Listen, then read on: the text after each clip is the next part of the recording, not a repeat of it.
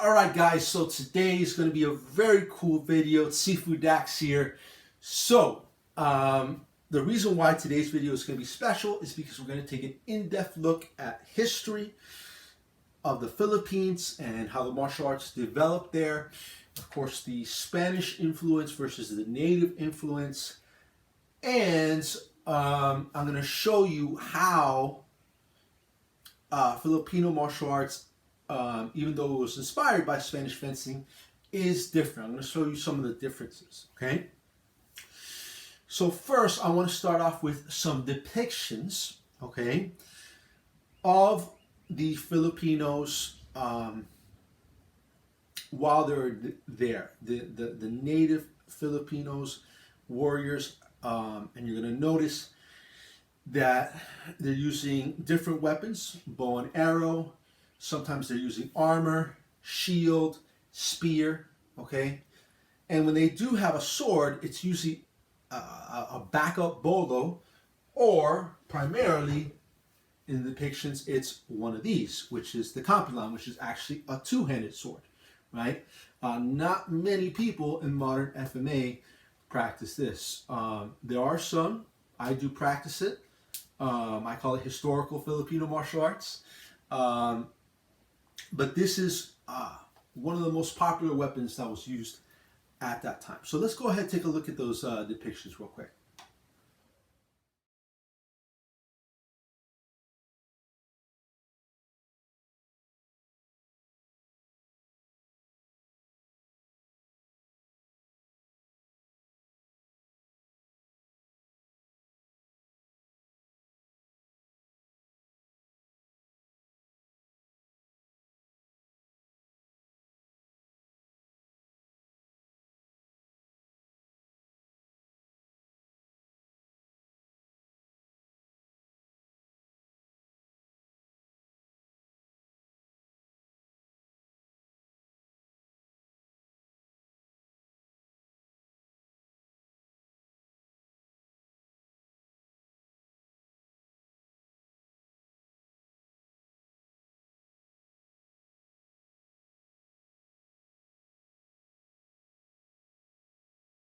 All right, guys, so you see, very different indeed than what we practice today in modern Filipino martial arts, right?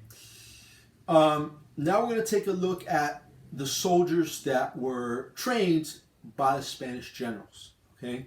You're going to see much different weapons, right? You're going to see swords with complex hilts, right? Like the Bilbo swords and the sabers, okay?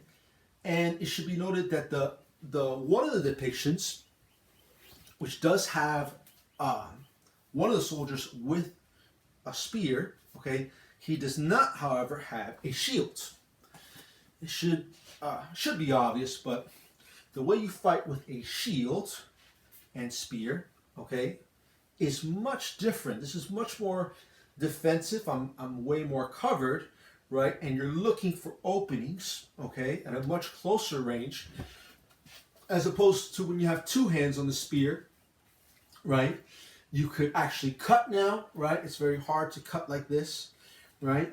You could cut, you could maneuver this in all sorts of offensive ways, yet defensively, you're a lot more exposed, okay? So let's go ahead and take a look at those.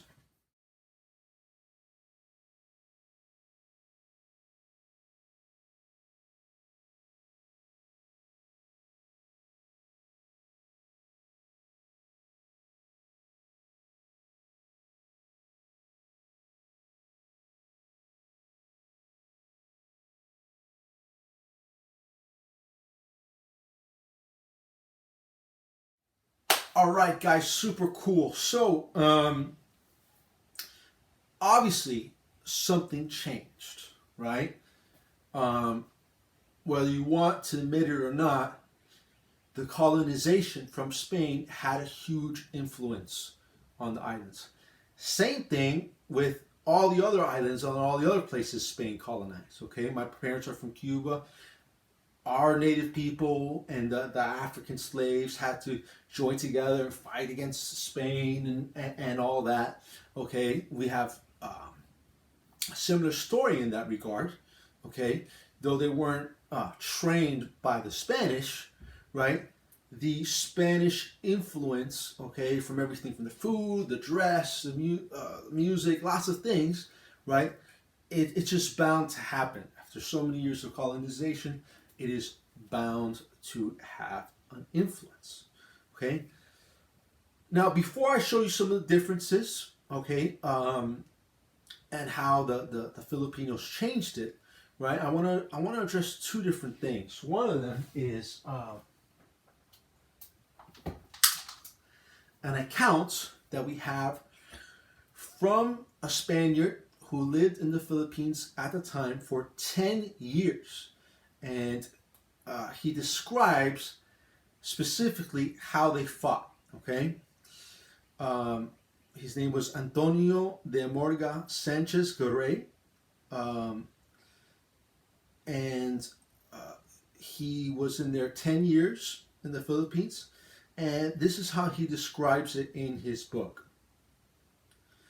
The weapons of these people are in some provinces bows and arrows, but those generally used throughout the islands are moderate-sized spears with well-made points, and certain shields of light wood, with their armholes fastened on the side. These cover from top to toe, and are called corazas. At the waist they carry a dagger, 4 fingers in breadth, the blade pointed, and a third vara in length. The hilt is of gold or ivory.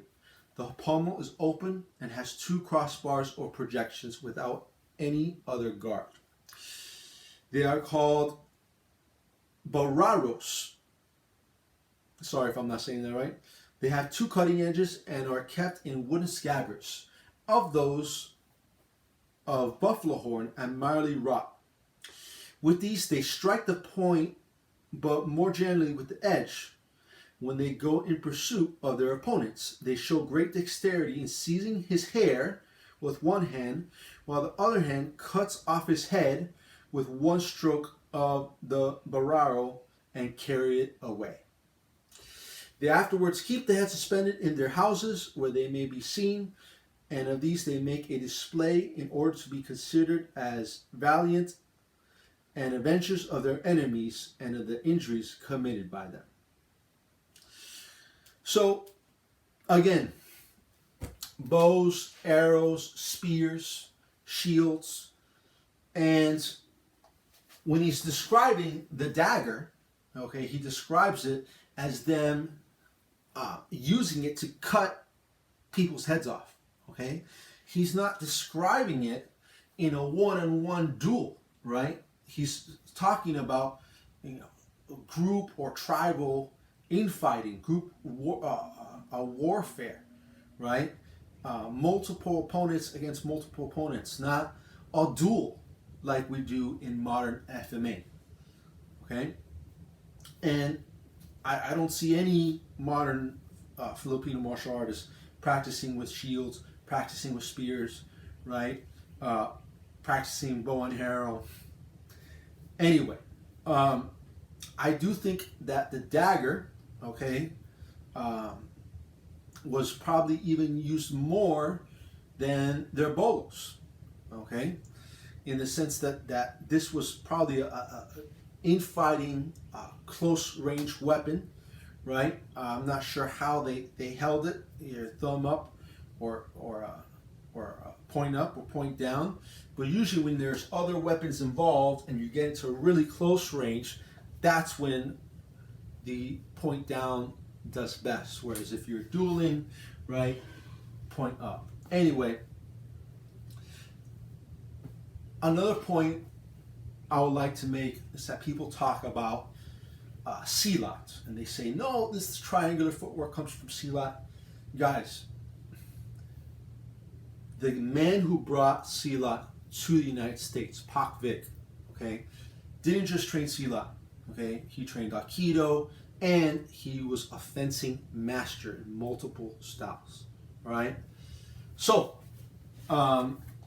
you look at silat from the islands, okay, looks very different, all right? There's a lot of different styles of silat. And silat is a rather new term, okay, that was invented recently.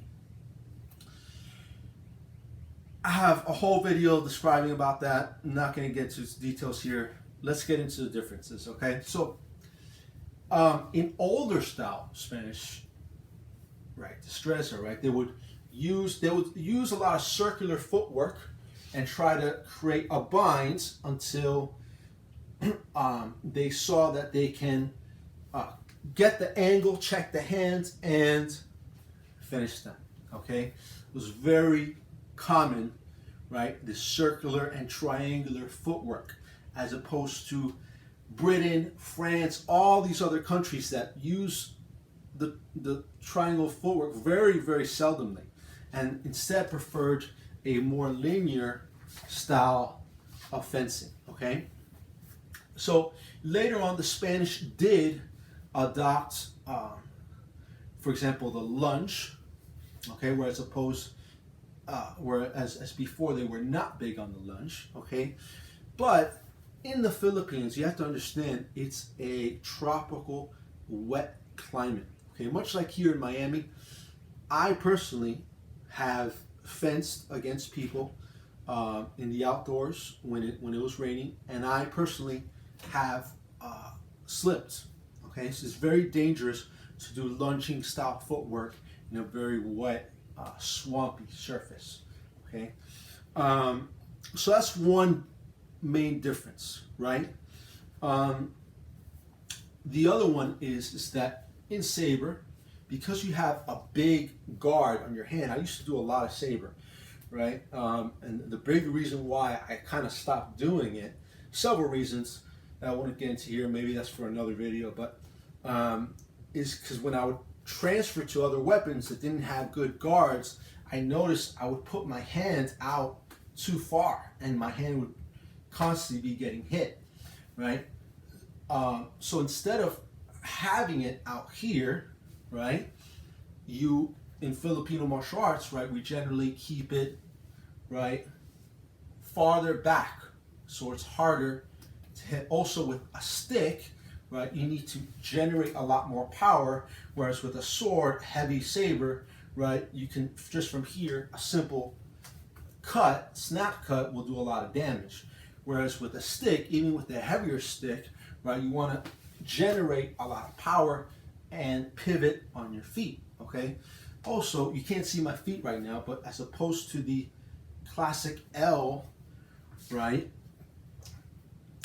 the rear leg shifted, so they're a lot more square.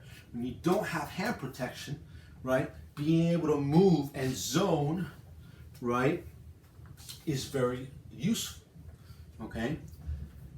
So I think they made it a lot better, adding also their native arts, Kuntao, Suntukan or Panantukan, their grappling, Dumag, Buno, all these different styles that kind of fuse together, okay, I think is what makes Filipino martial arts really great, all right? And I hope that you all got something from this video. I hope you all appreciated it, and I'll see you all next time.